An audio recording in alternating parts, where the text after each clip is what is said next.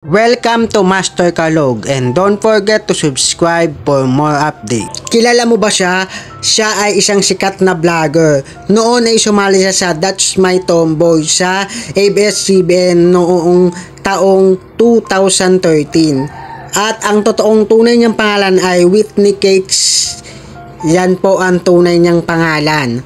At sumikat po siya sa pagbabloging niya at naging sikat na siya ngayon. Maganda siya dati at ngayon ay napakagwapo na niya at mabait na tao. Hindi pa man siya sikat noon ay totoong lesbian na po siya, pero mababakas mo pa rin na makikita mo na tomboy pa rin siya. Pero ngayon trans man na po siya, hindi mo na talaga mahahalata, hindi na makikita sa pangangatawan niya, as in talagang lalaking lalaki na yung buong pagkatao niya. Kung solid supporters, followers kanya at subscriber kanya sa kanyang mga account, malalaman mo na siya yung taong mabait, masiyahin at sobrang bait sa mga nakapaligid sa kanya. Halos marunong siyang makisama. Eto siya noon. Ayan po ang itsura niya noon nung hindi pa siya sikat, at marunong din po siyang maggitara. Napaka-talented po ng taong ito at napakagaling po niyang kumanta. Yung pagiging magaling niya kumanta, yun po yung sumali siya sa That's My Tomboy. Ayan, pinakita niya yung talent niya na marunong siyang kumanta. Tapos ano pa, basta marami siyang mga talent na talagang maipagmamalaki mo. Then ito yung time na hindi pa siya sikat at ganyan pa yung style ng buhok niya. Hindi pa siya trans man dito. Yung style ng buhok niya dyan parang emo-emo pa. Ganyan yung emo na buhok eh. So ma-identify mo naman kaagad na siya talaga yun. Yung ngayon at saka yung eto, yung nasa video na to. Ayan, kasi same yung hugis ng mukha niya.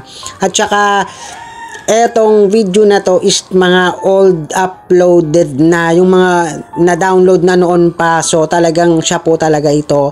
And then si Kate Talents po ay taga Isabela po siya. Mabait na tao. Ayan. Ayan po siya. Ito yung time na pinapractice niya yung kanta. Yan, kasi mahilig talaga siyang kumanta, mahilig siyang maggitara. Yan, yun talaga yung pinaka-talent niya bago siya sumikat. Ngayon, sobrang sikat na siya as a vlogger.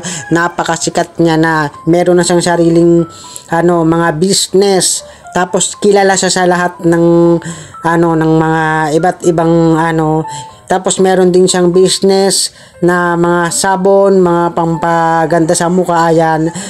Tapos focus siya sa pagbablog niya. Magaganda yung mga vlog nila, mga fun entertainment, yung mga vlog na mga madalas niyang ina-upload sa mga account niya. Kung family kasat-sat ka, talagang makikita mo kung gaano siya kabait sa mga tao na nakapaligid sa kanya. And then lalong-lalo na sa tawag nito, sa mga yaya niya, lalo na kay Yaya Gina. Yan, Yaya Ina pala. So napakabait, kaya talagang na-bless talaga siya. Ayan, talagang yung journey niya talagang nagtagumpay talaga. Then naalala nyo noon, meron siyang naging issue na siya sa Tulfo dahil yung about dun sa driver niya na si Manong June. Ayan, na-issue din po yan. Kaya yung after ng issue na yon, sunod-sunod na yung mga pagsikat niya. Ayan, yung pagiging yung nagbablog na siya nung time na yon. Ayan, sumikat na siya, sunod-sunod na yung hakbang ng pagsikat niya. Nung panahon siya sa Tulpo, nagreklamo yata yung si Manong June. Ayan. Then driver niya kasi yon. And then marami siyang mga naging trials. Ayan, pero nalampasan naman niya yung mga trials na yon. At ngayon isa na siyang kilala at sikat na vlogger. Kahit pa marami pa rin hindi nakakaalam na lesbian siya noon, tapos ngayon trans man na siya. Marami pa rin hindi nakakaalam noon kasi yung iba na mga followers niya, mga subscribers niya, ang alam talaga is lalaki siya kasi hindi talaga makikita sa pangangatawan niya na dati siyang lesbian. So ayun lang po. Napaka-talented ng vlogger na ito. Kaya, ayan yung picture niya noon na parehong may nunal sa baba. Ayan yung palatandaan na siya yung mga picture na nakumakalat dyan. Siya yun at yung ngayon ay iisa lang po. Yung Whitney Kate at Kate Talents ay iisa lang po. Si Kate Talents o Kate Talents ay sumali bilang contentant sa That's My Tomboy ng It's Showtime. Sumali din siya sa Transman pageant noon.